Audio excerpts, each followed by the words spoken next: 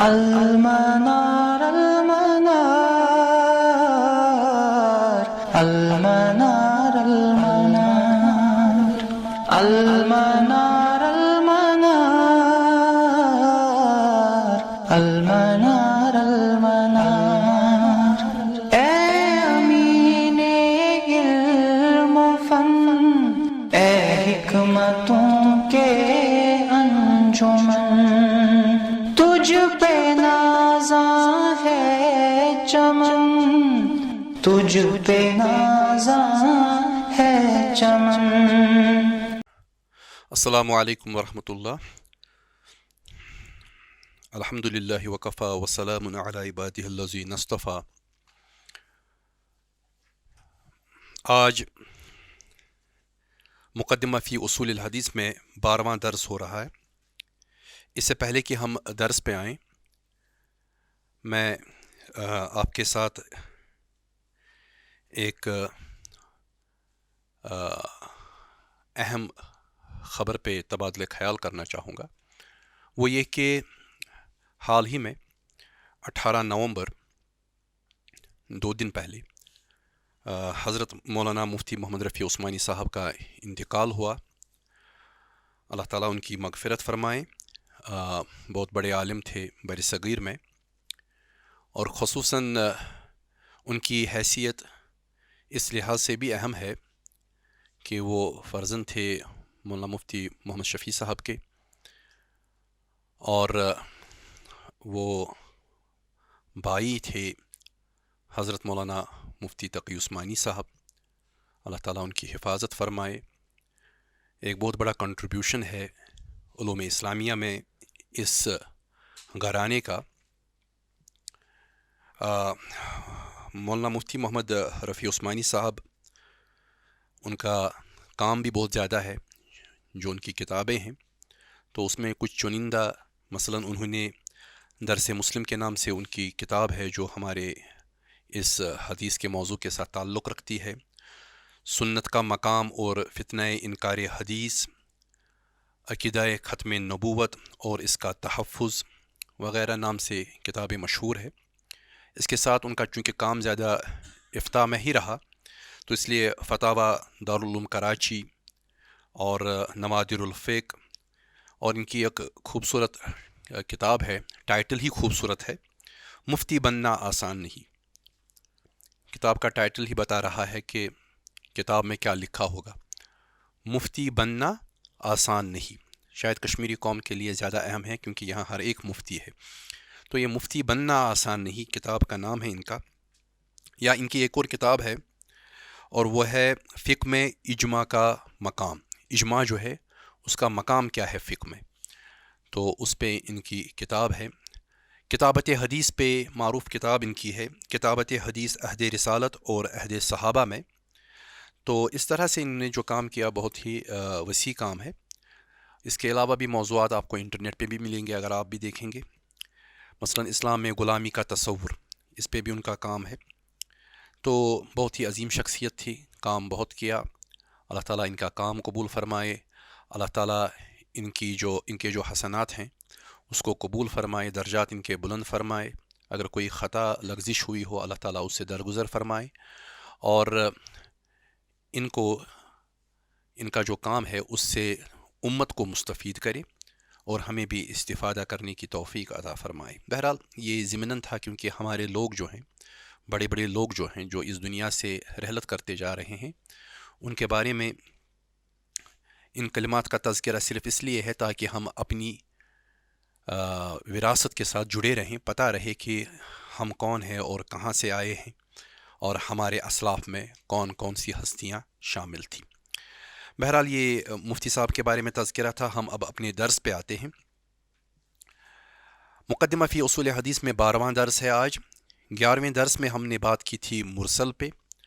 مرسل کے حوالے سے ہم نے صاحب کتاب جو ہمارا ماتن ہے اس کے حوالے سے ہم نے بات کی تھی کہ سند میں جب سکوت ہو صحابی کا تو اس وقت جب تابعی ڈائریکٹلی روایت کرے جناب محمد مصطفیٰ صلی اللہ علیہ وسلم سے تو اس کو منقطع مرسل کہا جائے گا۔ ہم نے ایگزامپل بھی دی.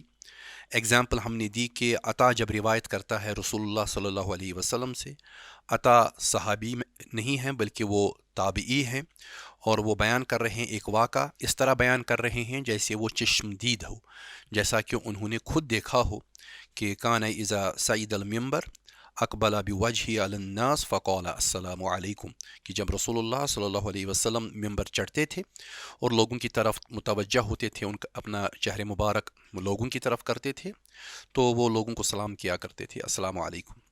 تو یہ حدیث ہم نے کہا کہ یہ مرسل ہے، کیونکہ عطا جو ہے وہ روایت کر رہا ہے رسول اللہ صلی اللہ علیہ وسلم سے براہ راست، جو کہ ممکن نہیں ہے. پھر ہم نے کہا کہ مرسل کا حکم کیا ہے، اس کے بارے میں ہم نے تفصیلاً بات کی، چونکہ ہمارے جو ماتن ہیں انہوں نے بھی اس موضوع پر، اس حصے پر تفصیلاً لکھا ہے. اور پہلی بات جو انہوں نے لکھی ہے وہ حکم المرسل التوقف عند الجمہور. تو مرسل کا حکم کیا ہے؟ توقف ہے جمہور علماء کے نزدیک، لأنه لا يدرى ان الساقط ثقۃ او لا، کیونکہ یہ پتہ نہیں ہوتا ہے کہ جو ساقط راوی ہے وہ ثقہ ہے یا نہیں ہے، یعنی وہ ثقہ ہے یا نہیں ہے. تو پھر اس پہ ہم نے مختلف مسالک پہ بات کی، ہم نے حنفی علماء اور محدثین کی بات کی، ہم نے امام احمد کی بات کی، ہم نے امام شافعی کی بات کی. تو اس پہ ایک اچھی خاصی بحث ہوئی کہ امام احمد ابن حنبل کے یہاں 2 قول ہے، امام شافعی کے یہاں کیا معاملہ ہے. تو اس پہ بھی ہم نے بات کی، اور ہم اس نتیجے پر پہنچے کہ المرسل فی الاصل ضعیف مردود، کہ مرسل تو اصلاً ضعیف بھی ہے، مردود بھی ہے. اس کی وجہ کیا ہے کہ اس کی شروط میں سے ایک شرط غائب رہتی ہے، وہ یہ ہے کہ اتصال السند. جب اتصال السند نہ ہو تو اس کی وجہ سے ہم راوی جو محذوف ہوتا ہے اس کے حال سے بے خبر رہتے ہیں. اور اس میں یہ بھی ممکن ہے کہ وہ راوی غیر صحابی ہو، ممکن ہے کہ ایک تابعی دوسرے تابعی سے روایت کرے اور وہ تابعی اگر ضعیف ہے تو اس وجہ سے حدیث جو ہے وہ ضعیف ہو سکتی ہے. اور یہ بھی ممکن ہے کہ تابعی صحابی سے روایت کرے، اگر ایسی صورت ہے تو حدیث کو قبول کیا جائے گا. پھر ہم نے اس کے بعد یہ عبارت پڑھی، چونکہ میں اس کو دہرانا چاہوں گا اس وجہ سے کہ اس وقت تھوڑا اس میں ترجمے میں ہمیں میرے خیال میں صحیح نہیں ہوا پچھلی کلاس میں.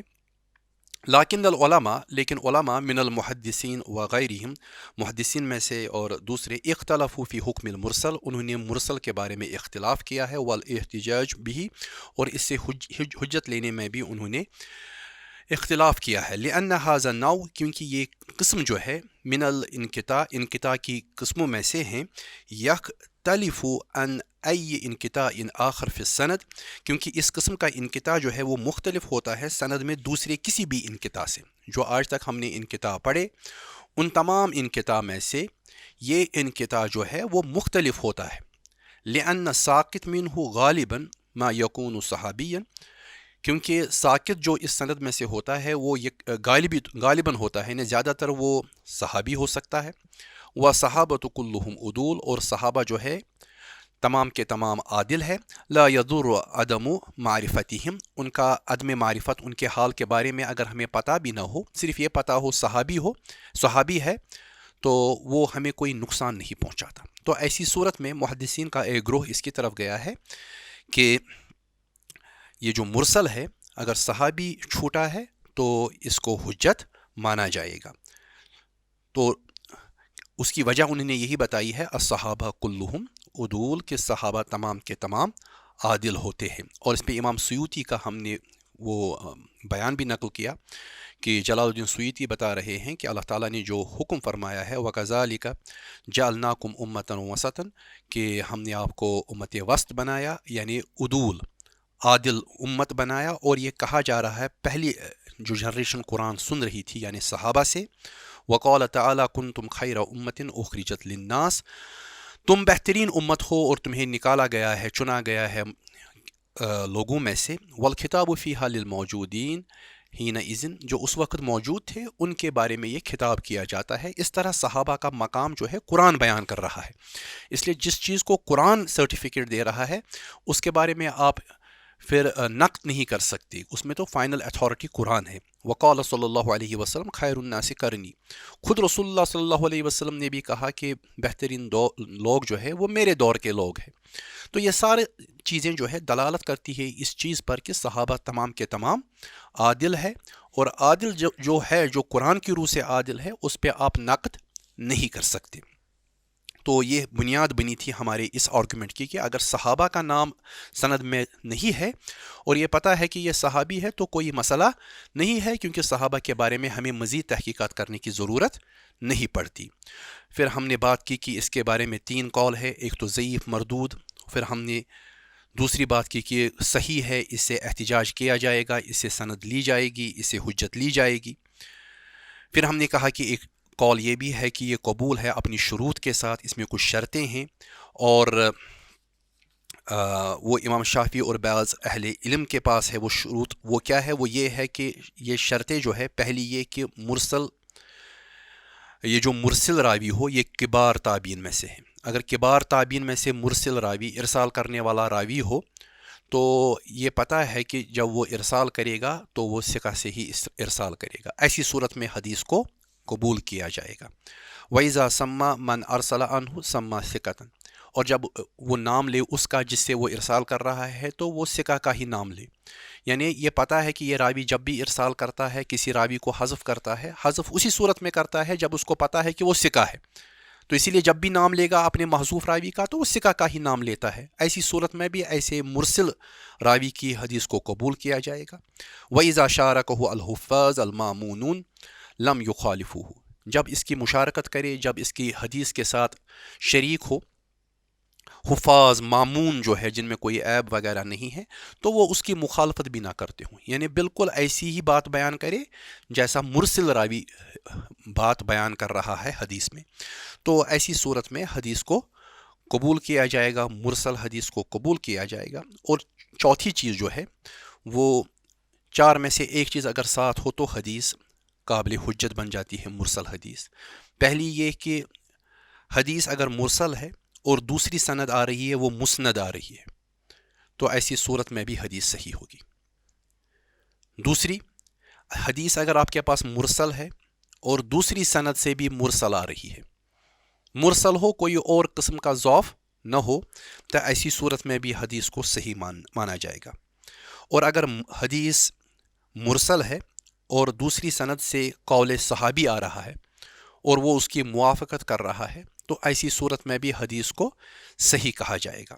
اور چوتھی کہ حدیث اگر مرسل ہے اور دوسری سند سے کوئی فتویٰ آ رہا ہے اور وہ اکثر اہل علم کا فتویٰ آ رہا ہے، تو ایسی صورت حال میں بھی حدیث صحیح بن جائے گی۔ تو 4 صورتیں بن جائیں گی، مرسل پلس مسند تو صحیح، مرسل پلس مرسل تو صحیح، مرسل پلس قول صحابی تو صحیح، مرسل پلس فتویٰ جو اکثر اہل علم کا رہا ہو۔ اکثر اہل علم سے مراد آج کے ہمارے اہل علم نہیں ہیں، بلکہ جو ہمارے قدماء ہے وہ اہل علم اگر فتویٰ دے رہے ہیں کوئی اور وہ اس کی مخالفت میں نہ ہو مرسل حدیث کے، تو اس کا مطلب ہی یہ ہے کہ وہ تب فتویٰ دے رہے ہیں جب ان کے پاس کوئی دلیل ہے۔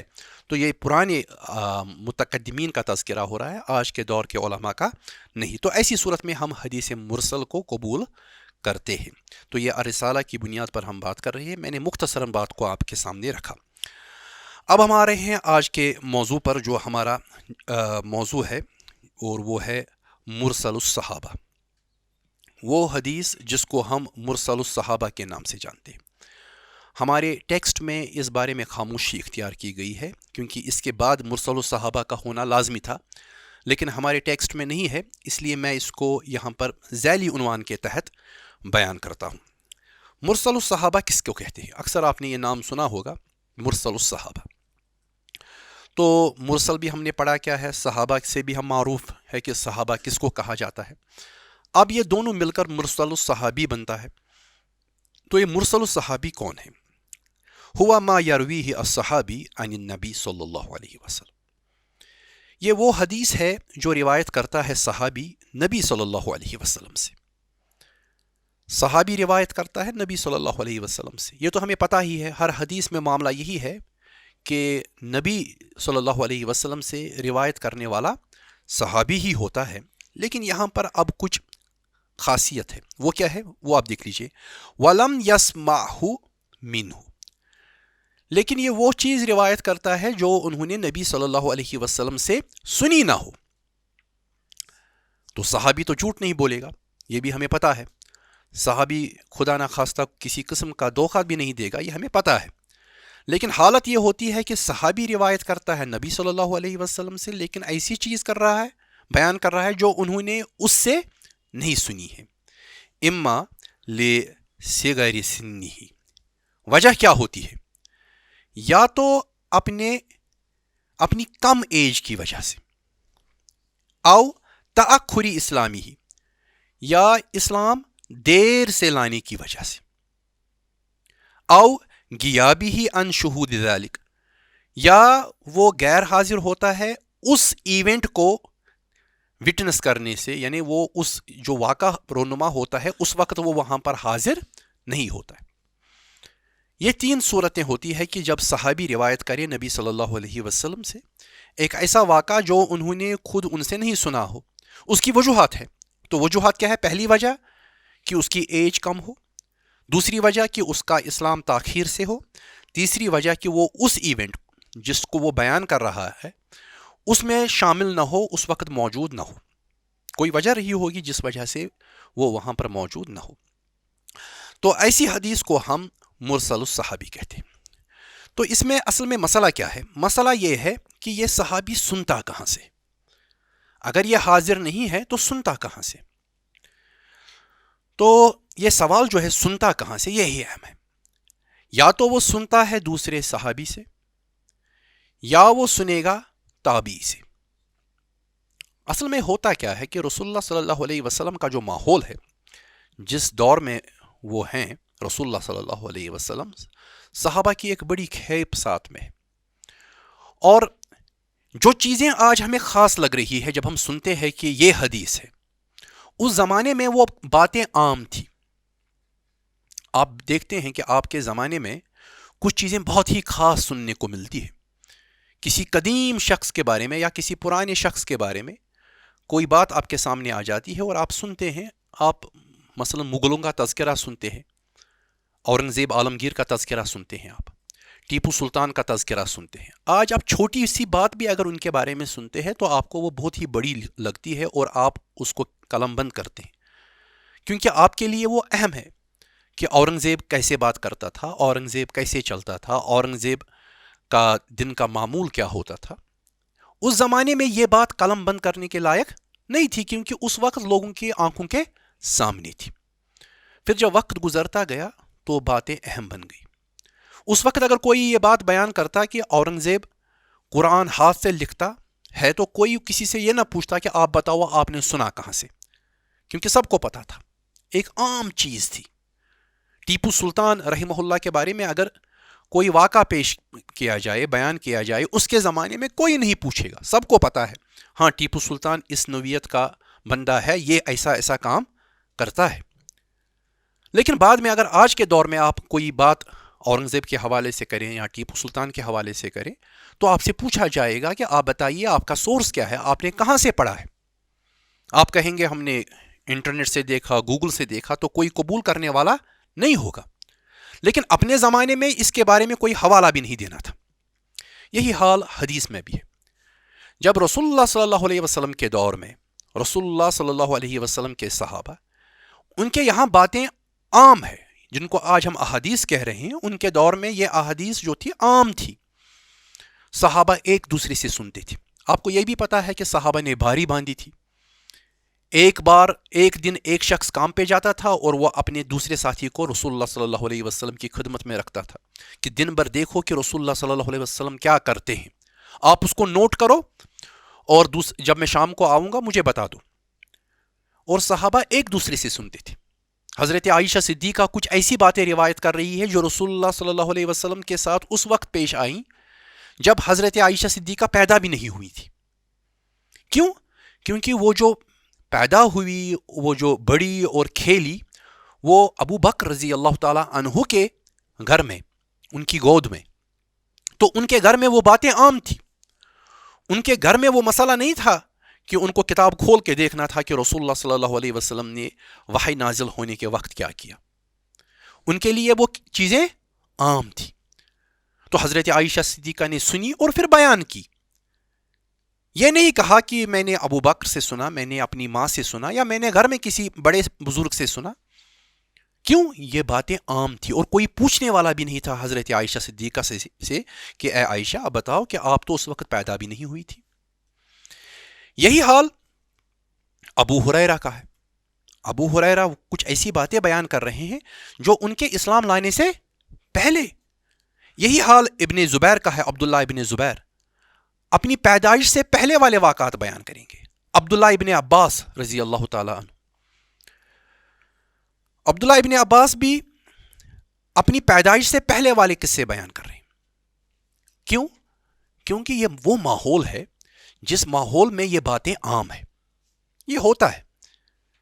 لیکن آج کے دور میں ہم سوال اٹھا سکتے ہیں کہ آپ بتائیے عبداللہ ابن عباس نے کہاں سے سنا, آپ بتائیے عبداللہ ابن زبیر نے کہاں سے سنا. یہ صحابی ہے, یہ تو اس وقت پیدا بھی نہیں ہوئے تھے. تو ہم کہتے ہیں کہ یہ صحابی جو ہے دوسرے صحابی سے سنتے ہیں. ایک صحابی دوسرے صحابی سے روایت کرتے ہیں. میں نے واقعہ بتایا کہ صحابہ نے آپس میں باری باندھی ہوئی تھی کہ ایک دن ایک صحابی رسول اللہ صلی اللہ علیہ وسلم کے ساتھ رہے گا, دوسرے دن دوسرا صحابی. اور جب وہ مجلس سے آتے تھے رسول اللہ صلی اللہ علیہ وسلم کی مسجد نبوی سے, تو صحابہ پوچھتے تھے ایک دوسرے سے کہ رسول اللہ صلی اللہ علیہ وسلم نے آج کیا بیان فرمایا. یعنی ایک دوسرے سے سننا اس چیز پہ دلالت کرتا ہے کہ بعد میں وہ یہ بات گھر میں سناتے بھی تھے, گھر والوں کو بتاتے تھے بھی. جو کوئی ان سے ملا ان کو بتایا کہ آج رسول اللہ صلی اللہ علیہ وسلم نے ایسا فرمایا. جس طرح ہمارے یہاں ہوتا ہے کہ ہمارے دفتر میں کوئی واقعہ گزرتا ہے, ہمارے اسکول کالج میں کوئی واقعہ گزرتا ہے, ہم گھر جا کے بتاتے ہیں تو یہ بات آگے چلتی ہے. رسول اللہ صلی اللہ علیہ وسلم کی مجلس میں کچھ ہوا, کوئی واقعہ بیان کیا رسول اللہ صلی اللہ علیہ وسلم نے, یا کوئی حادثہ پیش آیا, کوئی ایسا ایونٹ ہوا, صحابی گھر جاتے ہیں اپنے خانوادے سے کہتے ہیں, وہ بھی صحابی جو دوسرے صحابی سے سن رہے ہیں. تو ایسی روایات جس میں ایک صحابی دوسرے صحابی سے سن کر ڈائریکٹلی رسول اللہ صلی اللہ علیہ وسلم سے روایت کرے, یہ نہ کہے کہ میرے باپ نے کہا, میری نے کہا, تو ایسی روایات کو ہم مرسل الصحابی کہتے ہیں. تو ایسی روایات جو ہے یہ اہم ہے. کیوں؟ کیونکہ ہمارے یہاں حدیث کے پورے اس ذخیرے میں بہت سی روایات اس نوعیت کی ہیں جو آپ کو ملیں گی جن میں ایک صحابی دوسرے صحابی سے روایت کر رہا ہے. وَمِنْ هَذَا النَّوْعِ أَحَادِيثٌ كَثِيرَةٌ, تو اس نوع کی, اس قسم کی بہت سی کثیر احادیث ہے. لِصِغَارِ الصحابہ, چھوٹے صحابہ سے جو ایج میں کم ہے, کا ابن عباس و ابن زبیر وغیرہما, جیسے ابن عباس ہے, ابن زبیر ہے, یا ان کے بغیر بھی دوسرے. اس میں بھی اللہ تعالیٰ کی ایک مشیت شامل حال رہی, ایک ڈیوائن پلان تھا کہ یہ چھوٹے چھوٹے صحابی جو تھے نا, پھر رسول اللہ صلی اللہ علیہ وسلم کے بعد یہ زندہ رہے اور طویل عرصے تک زندہ رہے. انہوں نے 40 سال سے زیادہ وقت گزارا رسول اللہ صلی اللہ علیہ وسلم کی وفات کے بعد. تو اس کا نتیجہ کیا ہوا؟ یہ چھوٹے تھے جب رسول اللہ صلی اللہ علیہ وسلم کے ساتھ تھے, کچھ ہی سال انہوں نے رسول اللہ صلی اللہ علیہ وسلم کے ساتھ گزارے. مثلا ہمارے پاس عبداللہ ابن زبیر ہے. عبداللہ ابن زبیر کی پیدائش 2 سال بعد ہوتی ہے ہجرت کے, لیکن اس کے بعد ان کو ایک طویل عرصہ ملا. اسی طرح سے ہمارے پاس عبداللہ ابن عباس ہے, ان کا تو میرے خیال میں 1-2 سال پہلے ان کی پیدائش ہوئی تھی اور فتح مکہ کے بعد صحبت اختیار کی تھی رسول اللہ صلی اللہ علیہ وسلم کی, اور ایک طویل عرصے تک وہ تفسیر کے میدان میں متحرک رہے. حضرت عائشہ صدیقہ بالکل چھوٹی تھی جب رسول اللہ صلی اللہ علیہ وسلم کے گھر میں آئیں, پھر ایک طویل عرصے تک وہ درس دیا کرتی تھی. تو اس سے کیا ہوا؟ اس سے یہ ہوا کہ رسول اللہ صلی اللہ علیہ وسلم کا علم ایک طویل عرصے تک منتقل ہوتا رہا آنے والی جنریشنز میں. اسی لیے یہ چھوٹے صحابی جو ہیں, ان کی نسبت سے آپ دیکھیں گے کہ ایک کثیر روایت چل رہی ہے. حضرت ابو ہریرہ سے بھی آپ دیکھیں گے کہ بہت سی روایات ہو رہی ہیں. تو کئی لوگ یہ سوال پیدا کرتے ہیں کہ ابو ہریرہ نے تو 2-2.5 سال صرف رسول اللہ صلی اللہ علیہ وسلم کی خدمت میں گزارے, ابو بکر تو پوری زندگی رسول اللہ صلی اللہ علیہ وسلم کے ساتھ رہے. لیکن ابو بکر کی تو کچھ احادیث ہیں اور حضرت ابو ہریرہ کی تو اتنی زیادہ ہزاروں میں ہے. وجہ یہ ہے کہ ابو بکر کو رسول اللہ صلی اللہ علیہ وسلم کی وفات کے بعد 2-2.5 سال خالی ملے.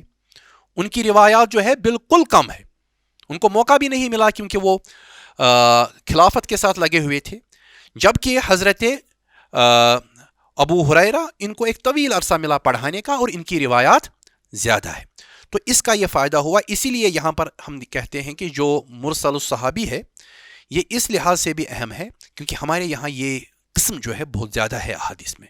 आप देखेंगे कि हदीस वो रिवायत करता है सहाबी जो उसके ज़माने में या उसके सामने वो वाक़ा घटा ही नहीं, लेकिन वो दूसरे सहाबा से सुनकर इसको बयान कर रहा है। इसकी मिसाल मैं दूंगा। मिसाल मारूफ है कि इमाम बुखारी ने हदीस नंबर 1926 लाई है।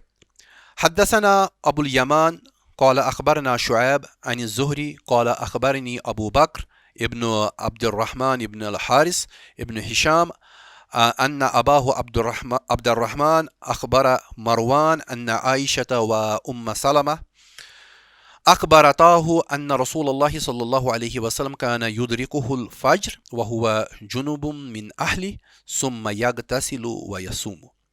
ये इमाम बुखारी बयान कर रहे हैं, वो बयान कर रहे हैं अपने उस्ताद अबुल यमान से, और वो कह रहे हैं कि हमें खबर दी शुऐब ने। शुऐब कह रहे हैं हज़रत इमाम ज़ुहरी के हवाले से, और वो कह रहे हैं कि मुझे खबर दी अबू बकर इब्न अब्दुर्रहमान ने, इब्न अल हारिस ने, इब्न हिशाम ने। देखिए इनका पूरा नाम आया है तमाम शजरा के साथ।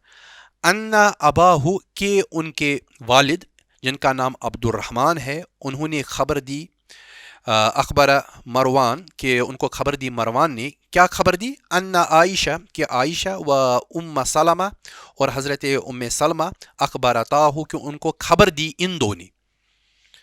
ये अज़वाज मुतहरात में से है। अज़वाज मुतहरात में से दो जो है आइशा और उम्मे सलमा, ये खबर दे रहे हैं मरवान को। क्या खबर दे रहे हैं?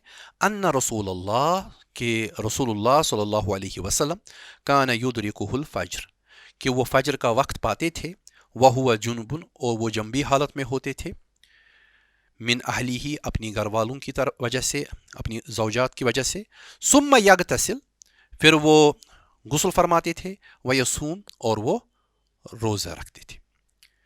ये उम्मत का यही तरीका है कि अगर जुम्बी हालत में फ़ज्र लग जाए, यानी फ़ज्र में आदमी जाग जाए, तो वो दोनों चीज़ें कर सकता है, गुस्ल भी कर सकता है, उसके साथ रोज़ा भी रख सकता है। यानी इसका ये मतलब है कि जुम्बी हालत में अगर इंसान को फ़ज्र मिले तो रोज़ा रखना जायज़ है।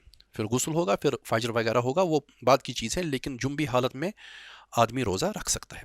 लेकिन एक चीज़ है कि हज़रत अबू हुरैरा का फ़तवा जो था वो इससे परहेज़ करते, वो इसको अलाउ नहीं करते थे। अबू हुरैरा रज़ी अल्लाह ताला वो कहते थे कि नहीं, अगर किसी ने फ़ज्र पाया, फ़ज्र से पहले कोई जाग गया तो ठीक है, लेकिन किसी ने जुम्बी हालत में फ़ज्र पाया तो वो रोज़ा नहीं रख सकता है, वो सियाम नहीं रख सकता, क्योंकि उसकी फ़ज्र जो लगी, उसको जो फ़ज्र मिला वो उसको जुम्बी हालत में मिला। तो उस हवाले से इमाम बुखारी ने इस हदीस को लाया है। अब देखिए सबूत किस चीज़ पे ला रहा हूँ मैं यहाँ। ये वाक़ा पूरा बयान किया है तफसील के साथ,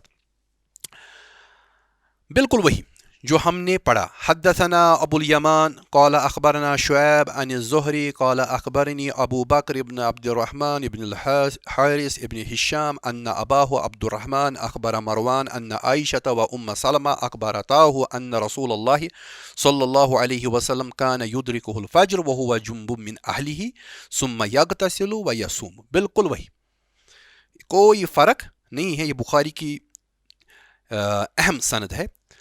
उसके बाद क्या कह रहे हैं, इस चीज़ पे आप गौर कीजिए। वक़ाल मरवानु ले अब्दुर्रहमान इब्न अल हारिस, मरवान कह रहे हैं अब्दुर्रहमान इब्न अल हारिस से, क्या कह रहे हैं?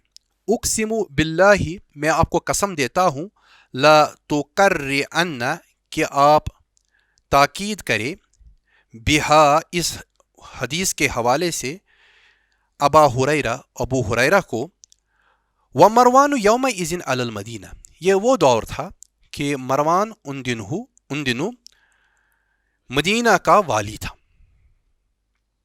मरवान मदीना का वाली था और उसने ये ज़िम्मेदारी समझी कि अबू हुरैरा की ताकीद की जाए कि वो जो फतवा देते हैं कि वो रोज़ा नहीं रख सकता, इस हदीस के ज़रिए कि हज़रत आइशा सिद्दीक़ा और उम्मे सलमा ये बयान कर रही है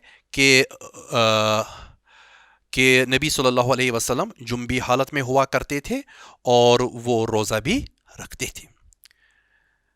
اس کے بعد دیکھ لیجئے، فقال ابو بکر فکرہ ذلک عبد الرحمن، ابو بکر کہہ رہے ہیں کہ عبد الرحمن نے یہ چیز پسند نہیں کی کہ وہ جا کر ابو ہریرہ کو سمجھائے کہ آپ یہ فتویٰ نہ دے، کیونکہ حدیث ہے حضرت عائشہ صدیقہ کی اور ام سلمہ کی اس کے مخالف میں۔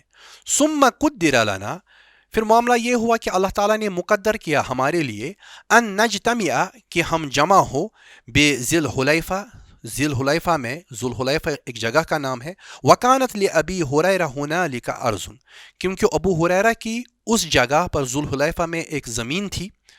فقال عبد الرحمن لابی ہریرہ، تو اس موقع پر عبد الرحمن نے ابو ہریرہ سے کہا، انی ذاکر لک امرا، میں تم سے ایک معاملہ بیان کرنے والا ہوں، ولولا مروان اقسم علی فیہ لم اذکرہ لک، اگر مروان نے مجھے قسم نہ دی ہوتی اس کے بیان کرنے کے بارے میں تو میں تمہیں یہ بیان نہ کرتا۔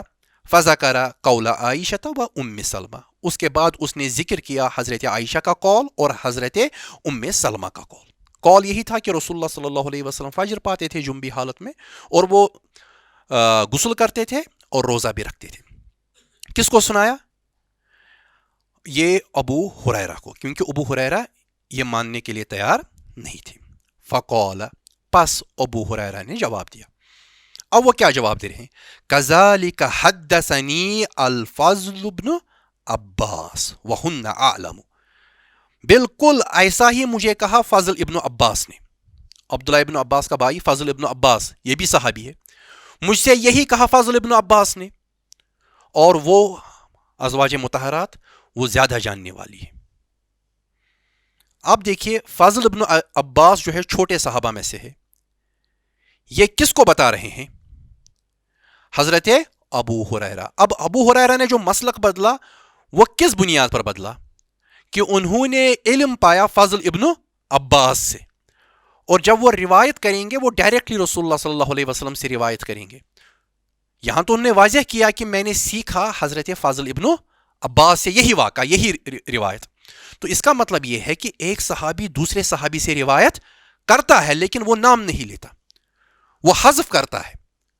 اور جب ایسی صورت ہو کہ ایک صحابی دوسرے صحابی سے حدیث لیتا ہے لیکن نام کو حذف کر رہا ہے، وہ یہ نہیں کہتا کہ مجھ سے کسی دوسرے صحابی نے کہا، بلکہ وہ ڈائریکٹلی رسول اللہ صلی اللہ علیہ وسلم سے روایت کرتا ہے، تو ایسی حدیث کو ہم مرسل الصحابی کہتے ہیں۔ اور ایسی احادیث جن کو ہم مرسل الصحابی کہتے ہیں، حافظ ابن حجر نے ہدی الساری میں صفحہ نمبر 350 میں کہا ہے، وقد اتفق المحدثون على ان مرسل الصحابی فی حکم الموصول، بتحقیق اتفاق کیا ہے محدثین نے کہ جو مرسل الصحابی ہے یہ موصول کے حکم میں آتی ہے، اس کو موصول مانا جائے گا، اس کو بالکل صحیح حدیث مانا جائے گا اور اس کو قبول کیا جائے گا۔ الجمہور علی قبول مرسل الصحابی، کیونکہ جمہور علماء جو ہے، محدثین جو ہے، وہ مرسل صحابی حدیث کو قبول کرتے ہیں۔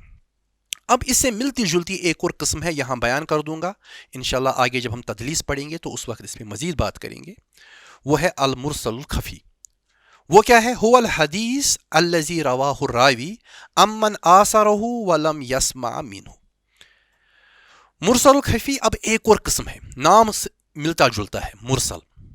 تو مرسل الخفی، چھپا ہوا مرسل، یہ وہ مرسل ہے، هو الحدیث، یہ وہ حدیث ہے، الذی رواہ الراوی، یہ وہ حدیث ہے جس کو روایت کرے کوئی راوی، امن، اس سے، آثرہ، جو اس کا معاصر ہو، کنٹمپرری، ولم یسمع منہ، لیکن اس نے اس سے وہ حدیث سنی نہ ہو۔ کبھی کبھار ایسا بھی ہوتا ہے کہ ایک راوی دوسرے راوی کے ساتھ معاصر ہے، کانٹمپریریز ہے، ایک ہی زمانے میں رہ رہے ہیں، تو کانٹمپریریز معاصر تو ہیں، لیکن کبھی کبھار وہ روایت کرتے ہیں ایسی اپنے کانٹمپریری سے جو انہوں نے اس سے نہ سنی ہو۔ یہ حدیث مختلف ہے مرسل سے، لیکن اس کا نام ہے مرسل خفی، اس وجہ سے کبھی کبھار دھوکہ ہوتا ہے، تو میں نے اس کو یہاں مختصراً بیان کیا۔ ایسی حدیث کو قبول نہیں کیا جاتا، اس کو ضعیف مانا جاتا ہے، جبکہ مرسل الصحابی جو ہے اس کو قبول کیا جاتا ہے۔ فرق کیا ہے، کس طرح سے یہ چیزیں مختلف ہے، وہ انشاءاللہ تدلیس کے باب میں مزید وضاحت کے ساتھ آئیں گی۔ بات کو فی الحال یہاں مکمل کرتے ہیں کہ مرسل صحابہ جو ہے اس کو قبول کیا جائے گا۔ کیوں قبول کیا جائے گا؟ کیونکہ صحابی کا نام نہ ہونا یا صحابی کا نام نہ لینا دوسرے صحابی کی طرف سے اس میں کوئی پرابلم نہیں ہے، اس کو قبول کیا جائے گا۔ الصحابہ کلہم عدول، تو ان میں یہ مسئلہ نہیں ہے، عادل ہے تمام کے تمام صحابہ، تو یہ کوئی مسئلہ نہیں ہے کہ ایک صحابی دوسرے صحابی کا نام نہیں لے رہا ہے۔ تو بات کو اسی پر مکمل کریں گے۔ وآخر دعوانا ان الحمد للہ رب العالمین، والسلام علیکم ورحمۃ اللہ۔ المنار المنار المنار المنار المنار المنار المنار المنار، اے امین علم و فن، اے حکمتوں کے انجمن، تجھ پہ نازاں ہے چمن، تجھ پہ نازاں ہے چمن۔